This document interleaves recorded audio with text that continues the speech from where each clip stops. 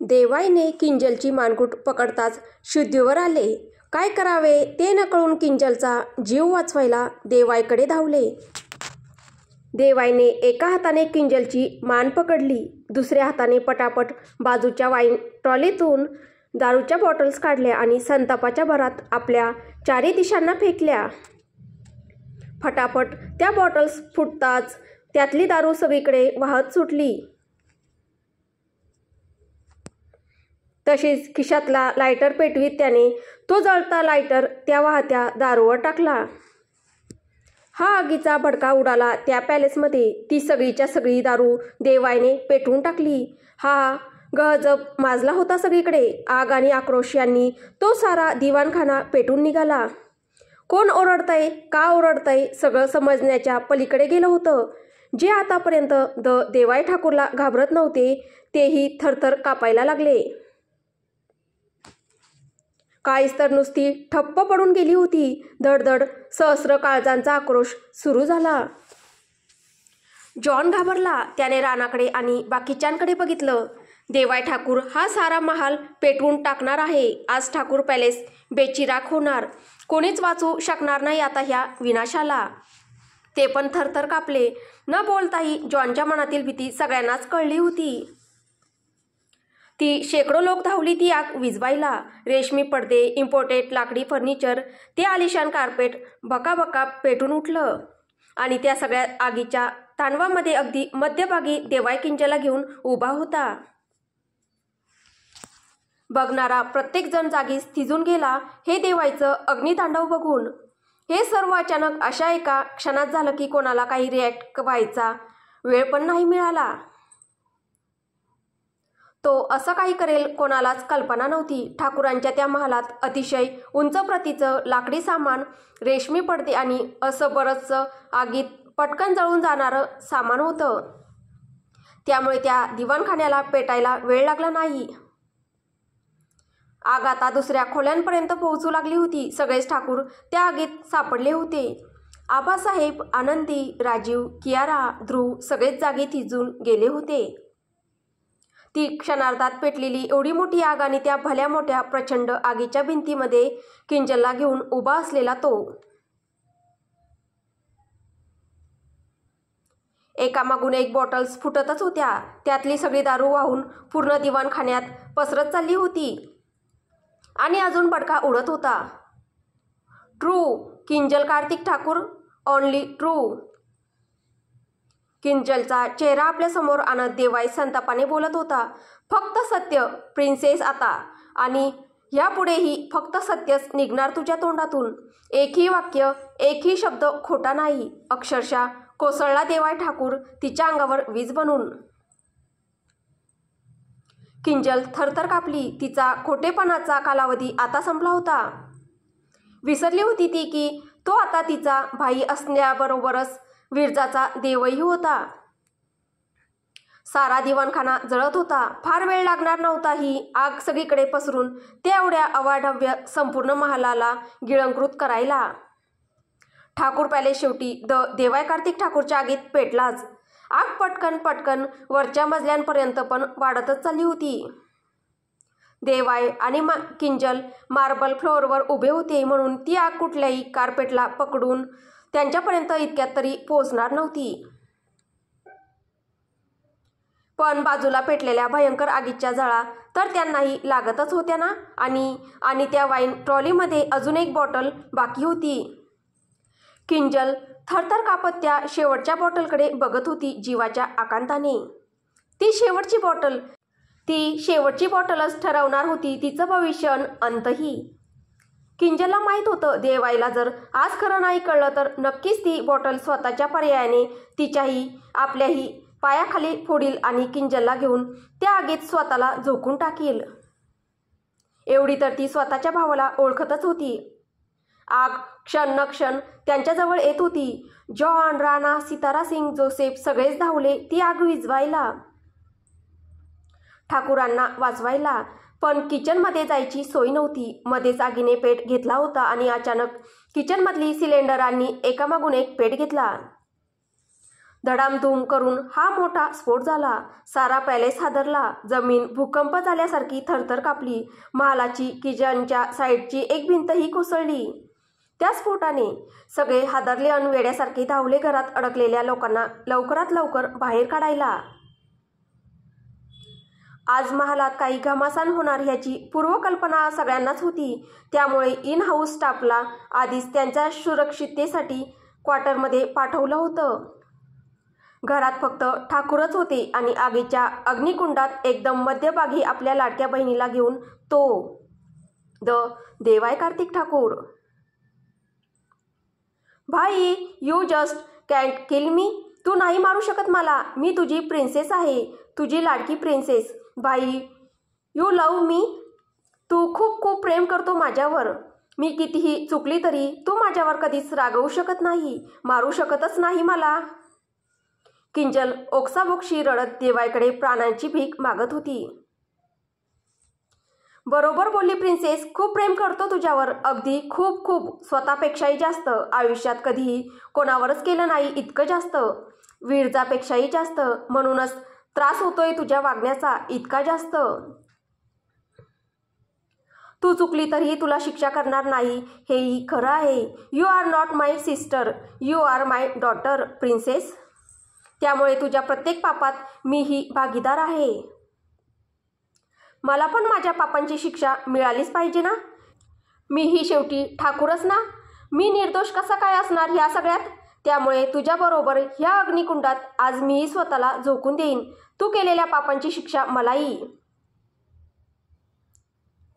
Let's dye together.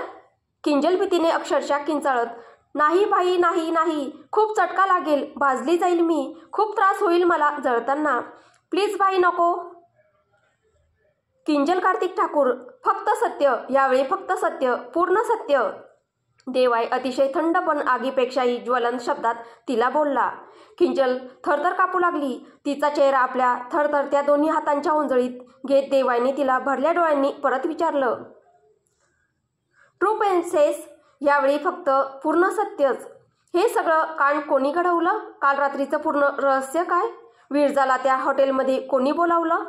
सत्य आणि फक्त सत्यच. तर मग प्रिन्सेस, सांगतेस ना? किंजल जोरात ओरडली, हो हो हो, मीच केलं हे सगळं, मीच सगळं घडवून आणलं सगळं. मीच तो सगळा सापळा रचला होता विरजासाठी. पण त्यामध्ये ती वाचली आणि मी मात्र फसली व उद्ध्वस्त झाली. अक्षरशः राख रांगोळी झाली माझ्या आयुष्याची. जनावरासारखे माझ्या अब्रूचे लचके तोडण्यात आले. माहीत नाही शहरातला कोण कोण किती किती जण मला ओरबाडत होते, स्पर्श करत होते, माझं अंग न अंग उद्ध्वस्त करत होते. तो प्रत्येक क्षण जगता जगता तो प्रत्येक क्षण मेली मी. परत त्या सगळ्या भयानक घटनांच्या आठवणीने किंजल थर कापून गेली आणि देवायला मिठी मारून रडू लागली. तिच्या आक्रोशाने तिथले सगळे स्तब्ध झाले अन तिच्याकडे बघू लागले. गोठून गेला प्रत्येकजण तिच्या त्या कबूलनाम्याने. किंजल रडत, हो बाई, मीच केलं हे सगळं, मीच रचला जन्नतमध्ये तो सापळा विरजासाठी. मीच आणि फक्त मीच. पण त्याला कारणीभूत फक्त विरजा जोशी आणि करण होते, फक्त ते दोघं. खूप प्रेम करायची करणवर, अगदी जीवापाड. 4 वर्ष, तब्बल 4 वर्ष नात्यात होतो आम्ही. एकमेकांच्या प्रेमात अखंड बुडालेलो. पुढे जाऊन लग्नही करणार होतो. करण विचारणार होता तुला आमच्या लग्नासाठी. पण नेमकं त्या विरजा जोशीला यायचं होतं ना आमच्या आयुष्यात. ती आली माझ्या आणि करणच्या मध्ये व घेऊन गेली माझ्या करणला माझ्यापासून कायमचं दूर. हिरावून घेतलं तिने माझ्या हक्काचं प्रेम माझ्यापासून. ती जर आमच्या दोघांच्या मध्ये आली नसती तर आज मी उद्ध्वस्त झाले नसते. करण जिवंत असता. आम्ही दोघे लग्न करून सुखात राहिलो असतो. पण नाही, तिला तर करणला आपल्या प्रेमात पाडायचंच होतं ना.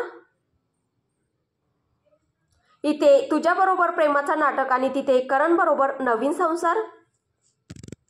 लग्न करणार होते दोघे जण माझ्या प्रेमाच्या चितेवर. आनंदाचा संसार उभा करणार होते. कसं सहन करणार होते मी माझ्याच डोळ्यांसमोर माझ्याच प्रेमाची राख होताना. खूप खूप प्रेम करत होते मी त्याच्यावर. त्याच्या मुलाची आई बनणार होती. खूप उत्सुक होते त्याला सांगण्यासाठी. पण त्याआधीच त्याने सगळे संबंध एका झटक्यात तोडले. मला माझ्या तोंडावर बोलला की तो विरजावर खूप आणि खरं प्रेम करतो. तिच्याशिवाय कोणाचाच विचार करू शकत नाही. फक्त आणि फक्त तीच आहे त्याच्या आयुष्यात आता. इट्स ओव्हर, इट्स ओव्हर बोलला आणि एका क्षणात 4 वर्षाचं प्रेम संपलं. तिचा हात पकडण्यासाठी सोडून गेला प्रेमाच्या ह्या वाटेवर मला एकटा. फक्त तिच्याचमुळे हे सगळं झालंय. ती नसती तर आयुष्य किती सुखी झालं असतं आपल्या सगळ्यांचं. या नरक यातना कोणालाच भोगाव्या लागल्या नसत्या. एकीकडे माझ्या भावाला प्रेमात पाडून त्याला सोडून गेली. दुसरीकडे माझंच प्रेम माझ्यापासून हिरावून घेतलं.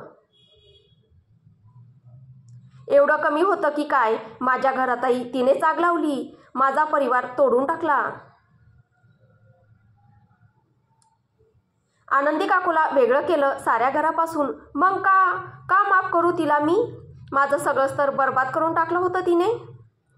शिक्षा तर झालीच पाहिजे होतीच ना तिला.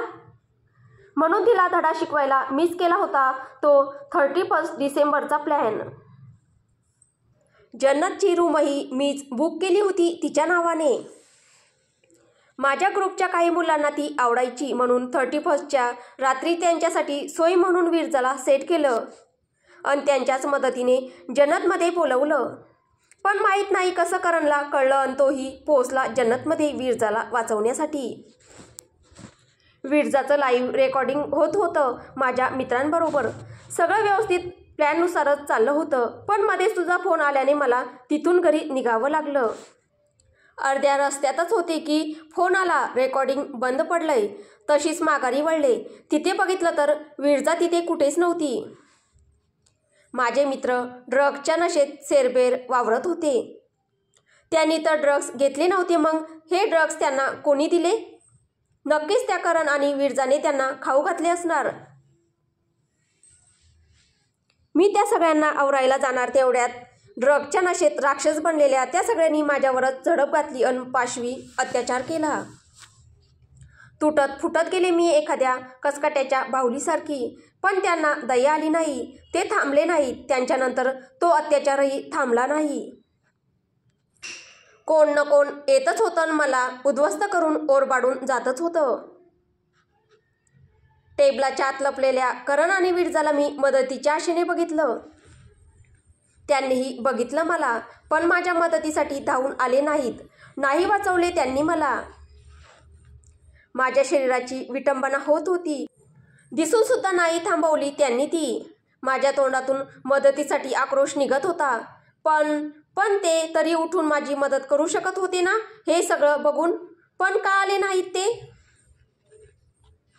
माझ्या देहाचे लचके तुटू दिले आणि नंतर हॉस्पिटलमध्ये न्यायचं सोडून मेली समजून गाडून टाकलं मातीत निर्घुणपणे. करणला कळलं मी जिवंत आहे. मी बोलली सुद्धा त्याला की मला मारू नको. माझ्या भाईला कळलं तर तुम्हाला कोणाला सोडणार नाही. तो मारून टाकेल दोघांना. पण नाही, ज्याच्यावर एवढं जीवापाड प्रेम केलं, ज्याला मिळवण्यासाठी इतकं सारं काही केलं, ज्याचं मूल मी माझ्या पोटात वाढवत होती, त्यानेच मला निर्घुणपणे मारून टाकलं. विरजा होती बाजूला ढिम्म अशी बसलेली. दिसत होतं सगळं तिला. माती टाकताना माझ्या चेहऱ्यावरून फिरलेली तिची ती बोटं मी अजूनही विसरू शकत नाही. मारून टाकलं त्या दोघांनी मला. जिवंतपणीच मारून टाकली. पण मी वाचली त्यांच्या दुर्दैवाने. पण माझं बाळ ते नाही वाचलं. मरून गेलं ह्या सगळ्यात. आणि तूही सोडून दिलं तिला सहजच. मला माहीत होतं तू सगळ्यांना शिक्षा देशील पण तिला नाही शिक्षा देणार. म्हणून मीच आईच्या मदतीने तिला जेलमध्ये त्रास दिला. जेवढा मला त्रास झाला तेवढा सगळा त्रास तिला परत केला. किंजल नुसती वेड्यासारखी किंचाळत होती. आक्रोशात होती. थैमान घालत होती आणि देवाई सुन्नपणे ऐकत होता. तो नुसता गोठून गेला होता खऱ्या सत्याने. इतकी वर्ष तो विरजाला दोषी समजून चालला होता, पण तिचा तर ह्याच्यात काही दोषच नव्हता. जी थोडीफार चुकी होती ती पण करणची होती, आणि सगळा सूत्रधार तर खुद त्याची लाडकी बहीण होती, जिला तो आजपर्यंत सगळ्या ह्या निर्गुण प्रकारात विक्टीम समजत आला होता. मग विरजा पूर्ण निर्दोष हादरला, तो कोसळला आतमधून. स्वतःच्या पापांचा एक घडा त्याच्यासमोर फुटत चालला होता.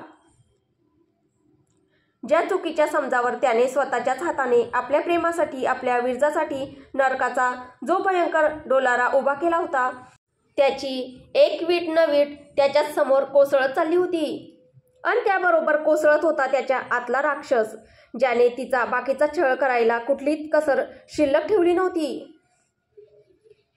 देवाय अक्षरशः तुटत होता, उद्ध्वस्त होत होता या जाणीवेने की तो किती नेहमीच चुकीचा होता आणि विरजा या सगळ्यात नेहमीच बरोबर होती. राक्षस होता तो, तिच्या आयुष्यातला एक भयानक निर्गुण राक्षस. विरजा जोशी नावाच्या निष्पाप आयुष्याला लागलेला श्राप. देवाची मनस्थिती खराब होत चालली होती. तो स्वतःला सांभाळण्याच्या पलीकडे गेला होता. त्या आगीमध्ये त्याचं अंग थरथर कापत होतं. जिथे तो आपल्या परिवाराला दोषी समजत होता, तिथे खरा दोषी तर तो होता. गेल्या 4 वर्षात काही चूक नसताना, कसलाही गुन्हा केलेला नसताना त्याच्या कुटुंबियांच्या निर्गुणतेचा शिकार बनत चालली होती ती निष्पाप मुलगी. प्रत्येक क्षण नरक यातना भोगत होती. घर गेलं तिचं, कुटुंब गेलं, तिच्या घरातला प्रत्येक जण तिच्या सकट ह्या आगीत भरडला गेला. मानसिक शारीरिक दुःखाची तर तुलनाच नाही. काय चुकलं होतं सुनीता जोशीचं? जर तिने तिच्या मुलीला विष देऊन याच्यातून मुक्त करायचं ठरवलं तर? काय चुकलं त्या आईचं, आणि यासाठी कोण जबाबदार? कोण दोषी विरजाच्या आयुष्याच्या, कुटुंबाच्या सर्वनाशासाठी? आनंदी, किंजल, करण, जीजी, की तो स्वतः द महान सम्राट देवाय कार्तिक ठाकूर? हो, केवळ तुम्ही जबाबदार आहात विरजासोबत झालेल्या राक्षसीपणासाठी. काय केलं नाही तुम्ही तिला छळण्यासाठी? जी कसर तुमच्या घरच्यांनी बाकी ठेवली होती ती तुम्ही पूर्ण करून टाकली देवाय ठाकूर. एका साधारण निष्पाप मुलीचं आयुष्य उद्ध्वस्त करण्यासाठी एवढा मोठा शक्तिशाली पूर्ण ठाकूर परिवार एकवटला होता, आणि त्या सगळ्यांच्या अग्रभागी तुम्ही होता देवाय कार्तिक ठाकूर. तुम्ही होता. जिच्यावर एवढं प्रेम केलं, तिच्यावर विश्वास ठेवू शकला नाहीत, पण शत्रुत्व मात्र छान निभावलंस सम्राटा. आज खरंच बरं झालं ती तुझ्यापासून दूर गेली, आणि माझी तर इच्छा आहे ती तुझ्यापासून कायमची दूर जावो, कधीच तुझ्याजवळ न येऊ, तिचं नखही तुझ्या दृष्टीस न पडो. हीच तुझी शिक्षा आहे सिकंदर. हेच तुझं उर्वरित भाग्य, आणि हेच तुझं प्रायचित्त. आज नियतीही बडबडून बोलत होती त्याला क्रूरपणे, आणि त्या महान सम्राटाला त्याच्या कर्माची तितकीच क्रूर शिक्षा सुनावत होती. मृत्यूदंड, आणि फक्त मृत्यूदंडच. देवाय मनात, कदाचित मी ह्याच लायकीचा आहे. त्याने किंजलला अग्निकल्लोळाच्या बाहेर फेकला, आणि स्वतः मात्र त्या अग्निहोत्राकडे पावलं टाकू लागला. सगळ्यात मोठा दोषी तर तो होता. मग सगळ्यात मोठी आणि सर्वात प्रथम शिक्षा तर त्यालाच झाली पाहिजे ना. देवाय कार्तिक ठाकूर नावाचा राक्षस कायमचा नष्ट झालाच पाहिजे. देवाय रडत. लव्हिंग यू वास always losing game. Viraja Joshi always losing game. काय होईल जेव्हा देवाई स्वतःला अग्निहोत्राच्या स्वाधीन करेल? जगेल का तो सम्राट, की सिकंदर परत एकदा इतिहासाच्या धुळीत मिसळून जाईल? अखेर काय भविष्य आहे देव विरजाच्या प्रेमाच्या ह्या अग्निहोत्राचं? आज उद्ध्वस्त होऊ दे हा महाल, पेटू दे हा अग्निहोत्र, आणि जाळून राख होऊन जाऊ दे ह्या ठाकूर साम्राज्याची आणि इथल्या लोकांच्या अहंकाराची. देवाय नुसता पेटून उठला होता. आम्हाला जगण्याचा अधिकारच नाही आहे. We are not humans. माणसांच्या मुखवट्याच्या पाठीमागचे सैतान आहोत आम्ही. Let's die for once and all. स्वतःच्याच कुलाला श्राप देत पश्चातापाच्या भयानक आगीत जळत असलेला तो सम्राट त्या पेटत्या जिन्यावरून एकटाच स्वतःच्या चितेचं सरण चढत आपल्या अंतिम प्रवासाला निघाला होता. 25व्या मजल्यावरची त्याची बेडरूम त्याला खुणावत होती. त्याच्या प्रियतमेच्या आठवणी ज्या तिथे होत्या, अंतिम प्रवासाचं अंतिम स्थान, मोक्षाचा एकमेव मार्ग, त्याची विरजा, शेवटचा श्वास त्या आता फक्त तुझ्याबरोबर ग पिल्लू. त्याचं हृदय आसुसलं होतं तिच्यासाठी. आगीबरोबर त्याच्या तिच्या दिशेने पडणाऱ्या पावलांचा वेगही वाढला.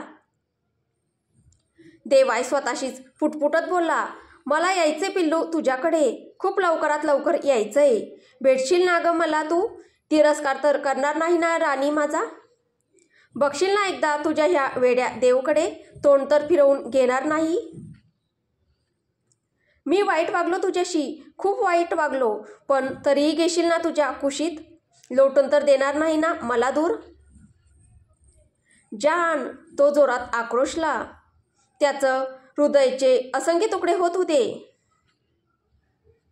आत्मा नुसता तळतळून उठत होता. तुटलेल्या मनाच्या वेदना सहन करण्याच्या पलीकडे गेल्या होत्या. डोळे धुसर झाले होते. त्या ओल्या पडद्यांना समोरचं काही दिसतच नव्हतं. खऱ्या सत्याने त्याला पार आतपर्यंत हादरवून टाकलं होतं. कोसळत होता क्षणोक्षणी. ना मोक्ष दिसत होता, ना माफी.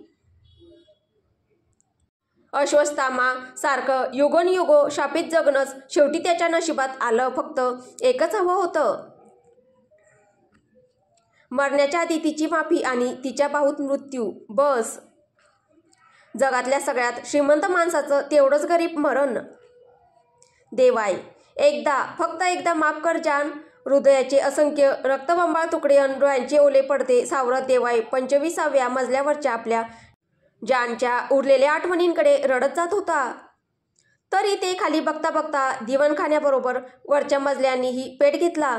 ते भले मोठे रेशमी पडदे, महागड्या antique photo frames, furniture, electronics वस्तू, स्टेअरकेसवरचं ते 25व्या मजल्यापर्यंत उलगडत गेलेलं लाल रंगाचं मऊशार वेल्वेट कार्पेट, सगळंच त्या आगीच्या भक्ष्यस्थानी पडत होतं. कळत होतं त्याला, खालचा वणवा पेटत पेटत वरपर्यंत पोहोचणार आणि त्याच्यासकट तो सगळाच गर्विष्ठ महाल खाली कोसळणार. पण त्याला कशाचीच म्हणजे कशाचीच पर्वा नव्हती. या क्षणी त्याला फक्त ती हवी होती, तिची आस होती. कसंही करून, काही करून तिच्याकडे परतायचं होतं. मरणाच्या दारातही एकदा शेवटचं तिच्या आठवणींना, त्या दोघांच्या त्या इवल्याशा अर्धवट जळालेल्या संसाराला डोळ्यात भरून घ्यायचं होतं.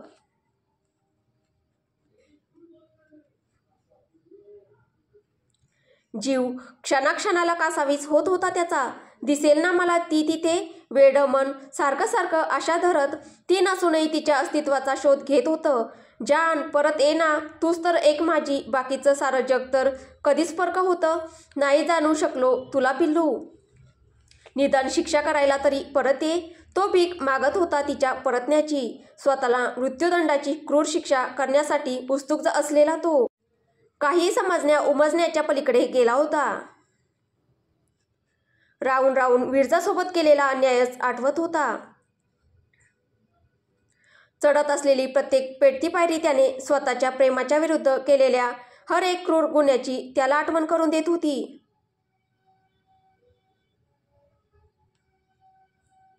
ज्या गुन्ह्यांना तो आजपर्यंत, अगदी ह्या क्षणापर्यंत योग्य ठरवत आला होता. पहिला आणि सगळ्यात मोठा गुन्हा विरजा जोशीवर प्रेम करण्याचा. ती रात्र जेव्हा त्याने प्रथम विरजा जोशीला ती काम करत असलेल्या कॅफेच्या बाहेर पावसात नखशिखांत भिजताना बघितलं. अनप्रेमात पडला ना तो पाषाण हृदयी माणूस त्या भोळ्या फुलपाखराच्या.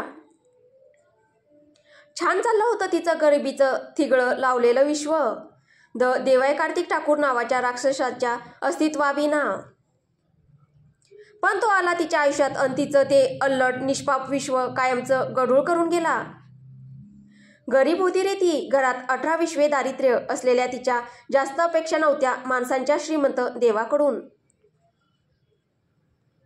2 वेळच्या जेवणाची भ्रांत अन थोडीशी अब्रू ह्यासाठी वेड्यासारखं रोज धडपडत होतं ते कोकरू. नाही माहीत होतं त्या पिल्लाला देवाई कार्तिक ठाकूरच्या त्या काळ्याकुट्ट जगाच्या तेवढ्याच काळ्याकुट्ट रीतीभाती.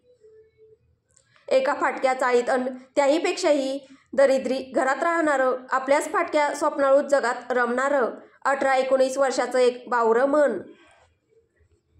पण शेवटी सरतेशेवटी खेचलंच त्या अहंकारी शहंशहाने तिला आपल्या प्रेमाच्या काळ्या दुनियेत आणि तिच्या साध्या भोळ्या आयुष्याचे सारे परतीचे मार्ग कायमसाठी बंद करून टाकले. फसली विरजा जोशी, कायमची फसली या पापांच्या दलदलीत. दुसरा गुन्हा, ती रात्र जेव्हा तिच्या अब्रूची किंमत मोजून तिला विकत घेतलं, उपभोगलं. जेव्हा कळलं की अरे हे तर आपलंच प्रेम आहे, तेव्हाही तिला आपली कुठली बाजू न मांडू देता, कुठलीही शहानिशा न करता आपल्या त्याच प्रेमाला कॉलगर्लचं लेबल लावून मोकळा झालेला तो. तिच्या अर्धनग्न शरीरावर फेकलेला एक एक पैसा अजूनही खणखण वाजतोय त्या खोलीत. साहेब पैसे म्हणून हसतोय अजून. तिसरा गुन्हा, तिला कारमधून उतरवून टिश्यू पेपरने ती बसलेली जागा साफ करून घेतली. इतकी घाण होती का ती? इतकी अस्पृश्य, इतकी तुच्छ की तिचा स्पर्शही त्याच्या कुठल्याही वस्तूला सहन झाला नाही त्याला. एका शूद्रासारखं तिला वागून तिचा स्पर्श झालेली ती बसण्याची जागा आणि तो प्रत्येक स्पर्शित भाग साफ करून घेतला. कोणी इतकं खाली कसं पडू शकतं? कसं पडू शकतं? पण मी पडलो. देवाई स्वतःलाच कोसत होता. आपल्या एक एक गुन्ह्याचा पाढा स्वतःशीच वाचत होता. आजपर्यंत नेहमीच स्वतः सोडून सगळ्या जगाला दोष देत आला होता तो. पण विरजाच्या छळाची सुरुवात तर खुद्द त्यानेच केली होती. त्यानेच पाया रचला होता तिच्या दुर्दैवी आयुष्याचा. त्यानंतरही तो थांबला नाही. वेळोवेळी परत परत तिचे मानसिक अपमान करतच बसला. नंतर विरजाच्या सुदैवाने म्हणा किंवा अतिशय दुर्दैवाने म्हणा, त्याच्या त्या दगडाच्या काळजाला तिच्यावरच्या अगाध प्रेमाची जाणीव झाली आणि विरजाची त्याच्या ह्या छळातून सुटका झाली. मग एवढ्या मुश्किलीने झालेलं हे एवढं अगाध प्रेम तरी टिकून सांभाळून ठेवायचं होतं ना त्याने. पण नाही. एक गैरसमज झाला आणि आपल्या जन्मोजन्मीच्या म्हणवणाऱ्या या अलौकिक प्रेमाला त्या परक्या करण जाधवच्या मिठीत सोडून आला. का लढला नव्हता तो आपलं प्रेम परत मिळवण्यासाठी? एवढे कष्ट करून मिळवलं होतं ना ते एवढं प्रेम, मग का जाऊ दिलं? प्रेम म्हणून उदो उदो करत होता आणि एका क्षणात हार मानली सिकंदरने. आणि हार मानली होतीस तर मग जायचं होतं ना तिच्यापासून कायमचं दूर. का स्वतःच्या बहिणीच्या अर्धवट खोट्याला सत्य मानून परत आलास? अरे जिने कधी साध्या मुंगीलाही दुखवलं नाही तिच्या हातून, तिच्याच लग्न मंडपात तिच्या होणाऱ्या नवऱ्याचा खून करविला आणि वरतून त्या खुन्याची दोषी कोण? तर तीच विरजा जोशी. असलं कसं हे अन्यायकारक प्रेम त्याचं, जिच्यावर जीव ओवाळून टाकला, तिच्यासाठी प्रत्येक क्षण जगाला, तिच्या आयुष्यातला प्रत्येक क्षण, ती घेत असलेला प्रत्येक श्वास शापित करून टाकला. मरणापेक्षा बदतर जिंदगी भेट दिली तिला. गुन्ह्यांवर गुन्हे तो अन त्याच्या जवळची माणसं करत आली आणि शिक्षा मात्र त्या पीडितेलाच. प्रत्येक वेळी दोषी फक्त विरजा जोशीच. प्रत्येक गुन्ह्यासाठी त्याच्या आयुष्यात तिने घालवलेल्या प्रत्येक शापित क्षणासाठी दोषी अनदोषी फक्त तीच.